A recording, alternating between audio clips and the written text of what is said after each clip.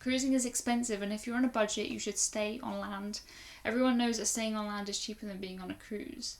Or is it? I actually don't believe that is true at all. So keep watching this video. I'm going to bring you a really quick price breakdown of a week spent on land and a week spent at sea. I know which one I would prefer, but which one did my bank account prefer? Keep watching to find out.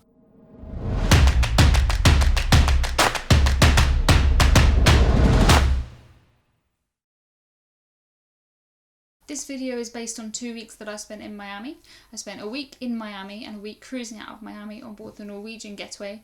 We went to Mexico, Belize and Honduras.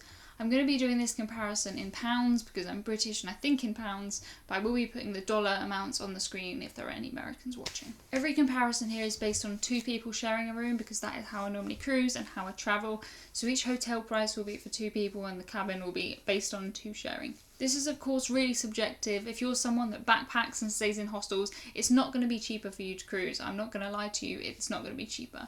But if you're someone like me, I stay in maybe 3 or 4 star hotels. I eat out occasionally and I eat in McDonald's and I buy food to eat at home. I eat a lot of fast food when I'm on holiday. I'm not a big spender, but it still seems to be cheaper for me to cruise. When we stayed in Miami, we had a budget of £100 per night for the hotel. So that's about £50 each over a week, £350. That's our current total for the hotel. The next thing to take into account is food, because when you're on a cruise, all you do is eat food. You're eating out for breakfast, you're eating out for lunch, you're eating out for dinner, and you're eating out in between. I think on land you could easily spend £10 on breakfast, £20 on lunch, £20 on dinner. That's another £50 a day, which brings our total to £700, £350 plus £350, £700 you've already spent on this week on land. So I don't think it's that crazy. Admittedly, I probably wouldn't eat out as much. I wouldn't eat breakfast out when I was on land. But for the sake of this comparison, let's pretend that we're eating out 3 times a day as you would on a cruise. There are of course other things to consider if you were on land. On a cruise, I normally go to the theatre 3 or 4 times. Here it would cost you at least £50, £100 to go to the theatre. So let's say £150 for a week of theatre. So we're already on £850 for this week that we spent on land that's supposed to be cheaper than the cruise.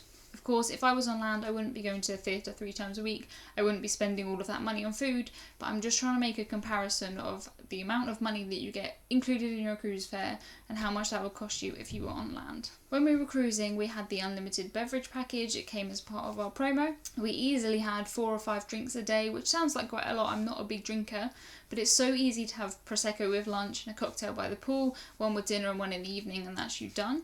So that's easily £20 or £30 a day we spent on drink.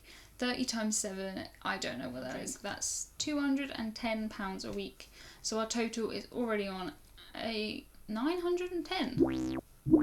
Bloody hell. We're already well over £1,000 just on hotels, drinks and theatre. This doesn't even take into account the fact that we're getting taken from country to country. If you wanted to add in transport between all of those ports, that's going to be so much more money. The cost of this cruise that I did was £700 each. We stayed in the cheapest inside cabin and we got the drinks as part of the promotion.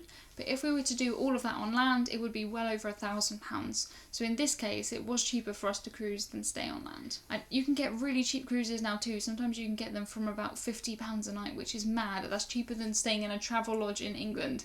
So I want people to consider a cruise. If you thought you couldn't afford it, please just at least look. Cruising isn't as expensive as people think.